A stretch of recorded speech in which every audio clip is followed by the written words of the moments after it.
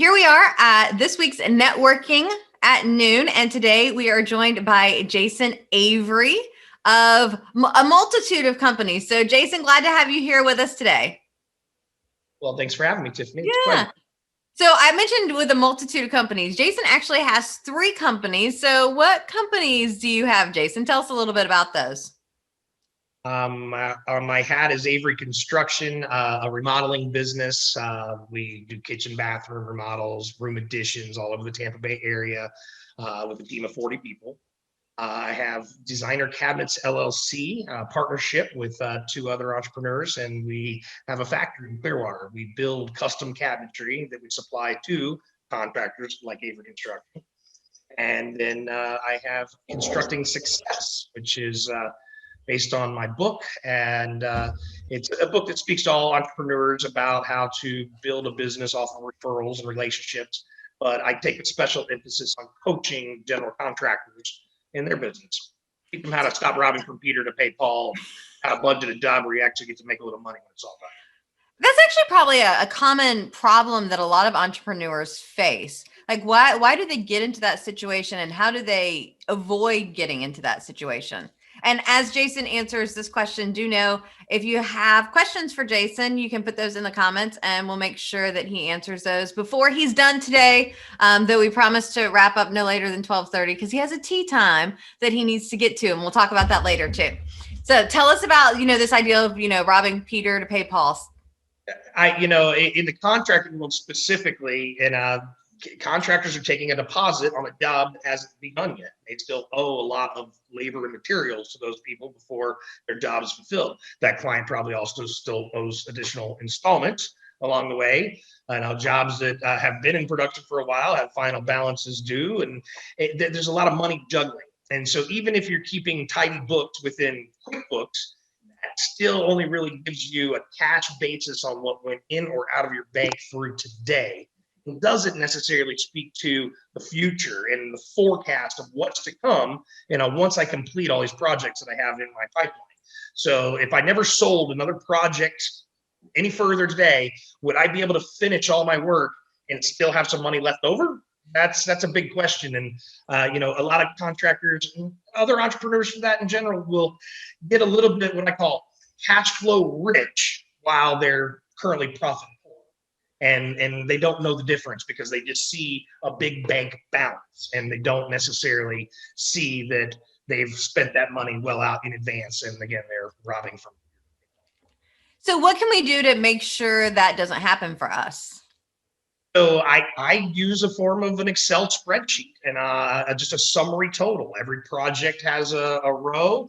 Every amount of revenue expected to be collected from that job minus the revenue we've already collected reveals a balance due. How much money will I still collect? Subsequently, we also have to have the expense columns. What are the projected expenses of that job? Are you just flying by the seat of your pants and seeing if you can make it work, or do you have a plan? Do you have it structured where I know I'm going to spend X dollars on A, B, and C? And now how much of that have I already spent? And therefore, how much of it do I have left in my budget to spend before the completion of the project? Gotcha. So you mentioned you had spreadsheets, which makes it sound like it's a super simple, easy system that you can teach to people. Is that something that you actually coach people on and supply people with? I do. Now, 2 of my introductory offers for people considering, a coaching, relationship are a budget counseling, where I actually furnish them a copy of a working budget from Excel. And this has been a work in progress for 10 years. Every month, it's fresh updates. Every time there's a surprise in our process, a new line item gets added into the spreadsheet so that it'll never surprise us again. Anytime that we've been burned a little bit, I might have had to eat some, overruns and costs that I didn't expect. Again, another line item or potentially another disclaimer went into it to make people aware of the hazard of an additional expense, in these unforeseen circumstances. So yeah, for $500, I'll give somebody a working tool along with a couple hours of my time coaching on how to use it, manipulate it, make it their own. Second offer is beyond budgeting, goes into that cash flow projection. And so we can see the future beyond QuickBooks and how the finances relate.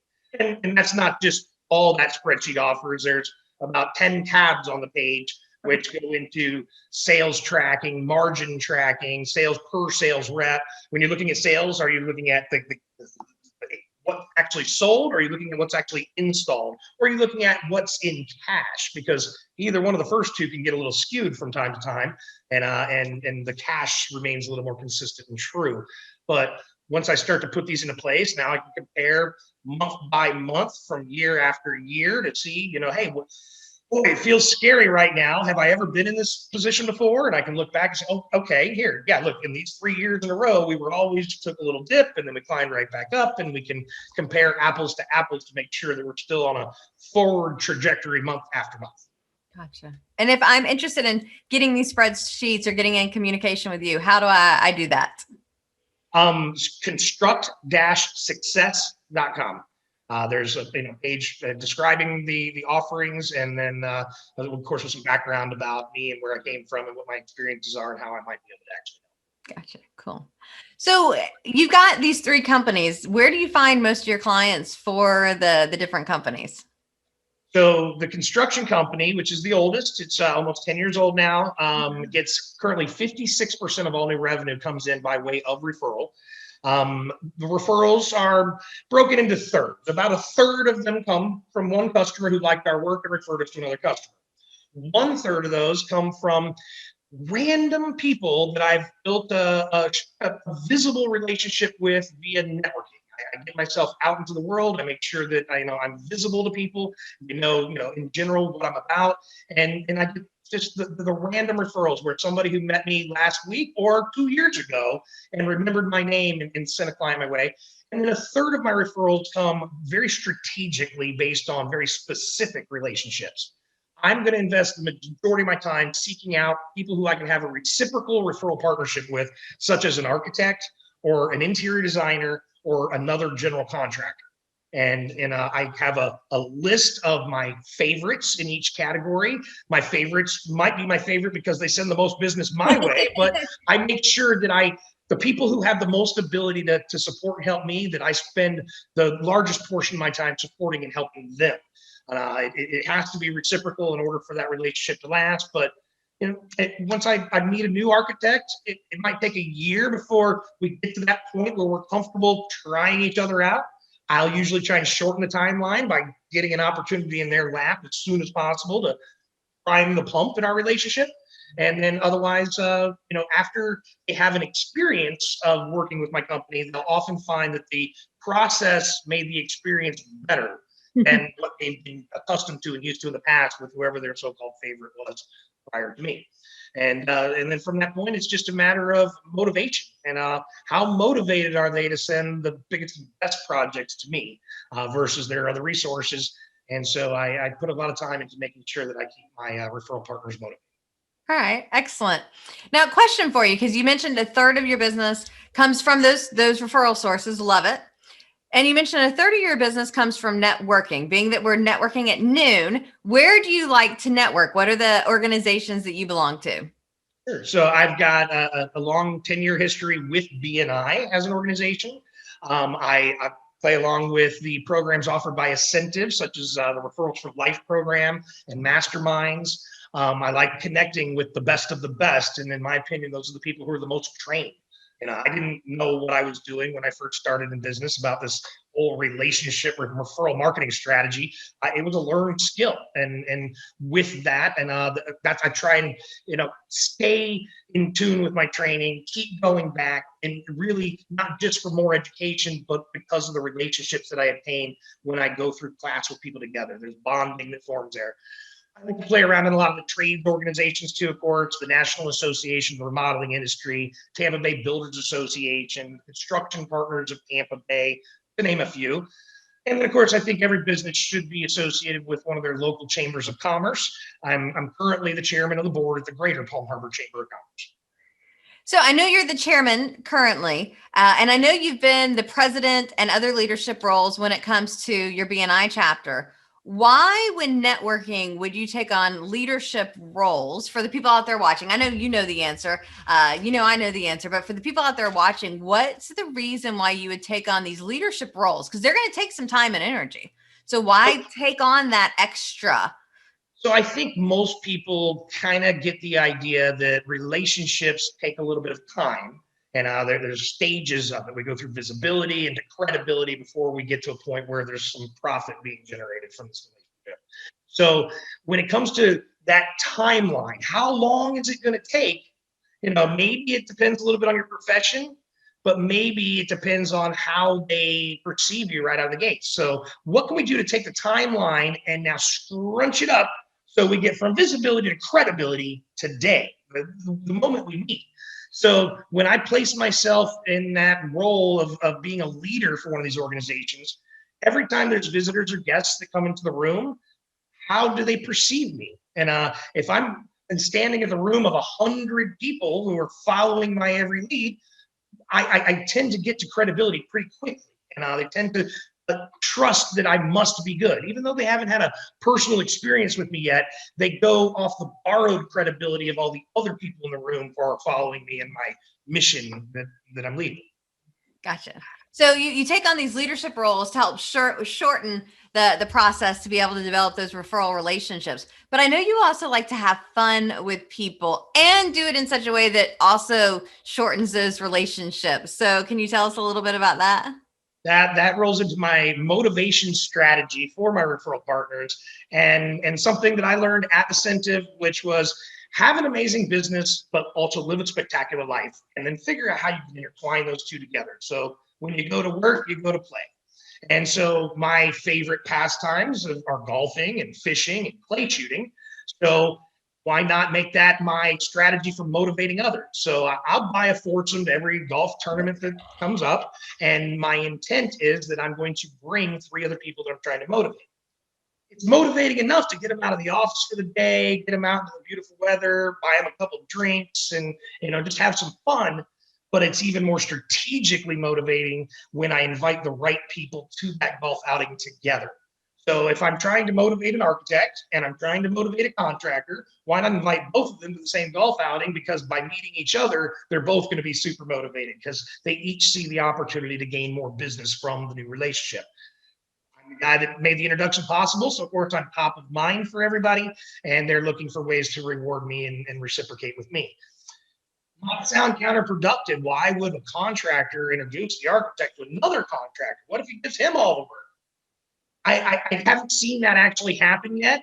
What I see is that I am able to be specific about the exact referrals that I'm looking for.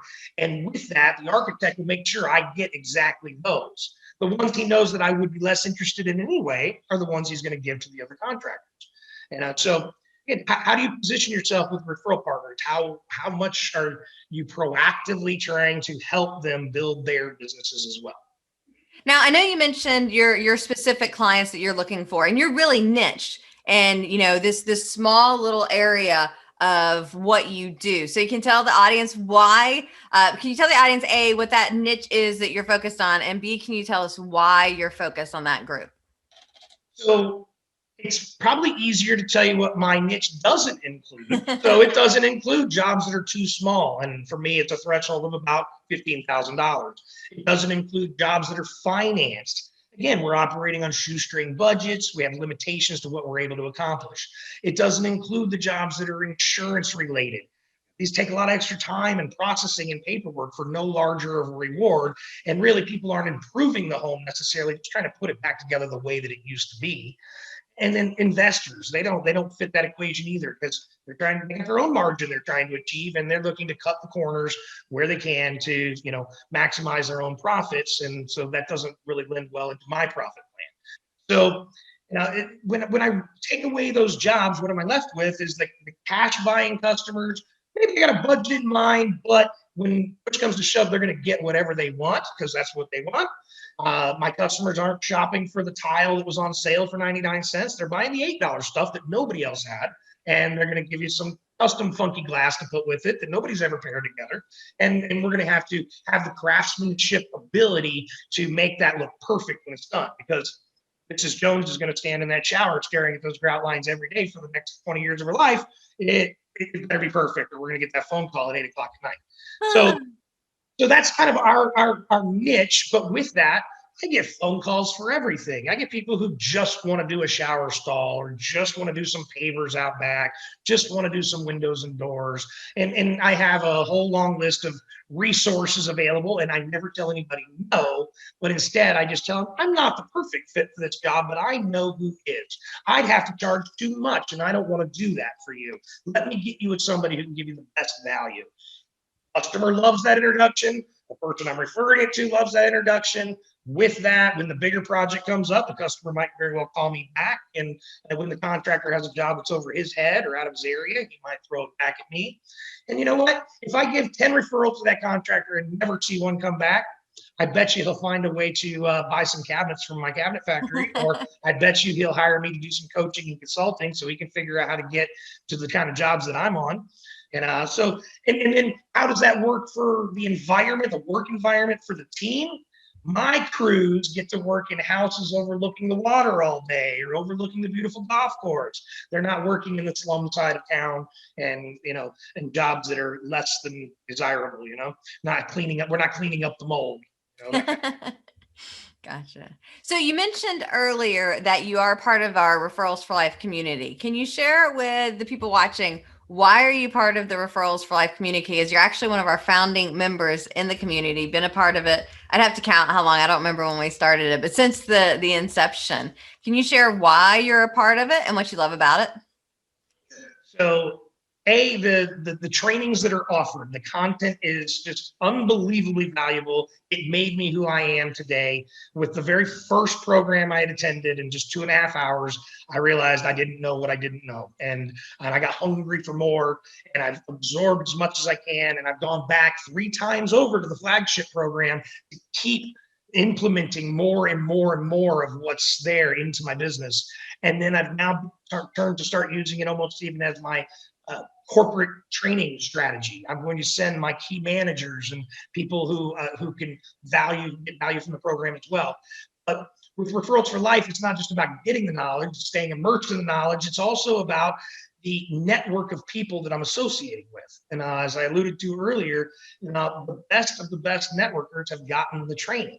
So if they're in that program, and I know they're going to speak my language, and they're going to be better connected in a larger network and better prepared for how to make the strategic alliances come to life. And I only have so much time in my day. I want to make sure that I spend my time in the most efficient way possible, and working with, side by side, the best of the best when it comes to networking. So that's why I like to stay involved with Referrals for Life, is really because of the others that are a part of the community with me. Awesome. I love it. So I have 2 more questions for you, unless there's anything else that you want to add. The first question that I'm going to ask is, what is one simple and easy tip that you would give to people that are looking to grow their business by referral? I know you've already given us a couple, but I'm asking for one more. And then I'm going to ask you what your favorite brew is after that. So one simple and easy tip about a referral partner. I would say that, again, you have to get yourself into the room first. Where are you going to find those people? Second, you have to be aware of how to approach them from the beginning. And so if you haven't had any professional training about behavioral styles of people, that would be highly recommended. That was the first class, the 2.5 hours that I didn't know what I didn't know, that really changed my whole way of looking at things. I found that my behavior was affecting my referability with some of these people. That a lot of the architects were wired almost directly opposite of the way that I'm wired. Yeah. And I might have been coming on a little too strong in the beginning, and ultimately hurting my chances of doing business with that person, or relaying it, by not behaving in a mannerism that they would appreciate a little more. So, that's my first tip, is that understand the differences between people, and that we are not all the same. And I might need to speak a little faster sometimes, or a little slower sometimes. I might need to adjust the tempo. I might need to adjust my vocabulary just to, really resonate with the person that I'm talking to. So too much information. And what program? And not enough information can be bad. What program is that from? That's the Room Full of Referrals program. And if to see how much I believe in it, after taking the program for like my 4th or 5th time, and there was no longer a certified trainer in the area to deliver the program, I went and got myself certified to deliver the program because people need this information. And I'll never forget the person who trained me and making such a difference in my life. And I wanted to make sure that I could have that same, impression on others. And if they're never going to forget me because of, new light that I've opened them up to, that's the program. That's what it's all about. And our next program is a Friday in March from 9 to noon. Do you know what Friday in March it is? I do not have my calendar. May. I think it's a Friday in May. Yeah. So on a Friday in May, Jason and I will be co-facilitating. I don't know if it's How about this? How about go to tampa.asentiv.com and visit the events calendar and simply look at the program Room Full of Referrals, and you can see whenever it's going to be offered, as we may add additional dates to the calendar. Yeah, you never know, but I do believe it's May 14th. Don't quote me on that one though. It is a Friday morning, so hopefully you can join Jason and I then for that program. Jason, last question. What's your favorite brew? So, I'm not really the beer guy. When I used to be the guy, when I used to go out and mow my own lawn, there was nothing better than a Bud Light to me after baking in the sun. But now I hire others to mow my lawn now, and I prefer sweet bourbons. I like sweet bourbons. Red Stag being one of my favorite brews. Yeah, and sweet bourbons are actually brewed. They go through the same process as beer. They're just distilled at the end, so they do count as a brew.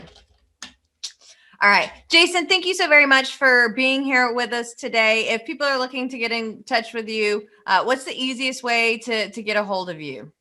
So if it's about remodeling and construction, averyconstruction.com. And then from there, there's a portal with 2 different sides of the business, the residential side or the commercial side. We have Avery Home Remodeling and Avery Commercial Remodeling.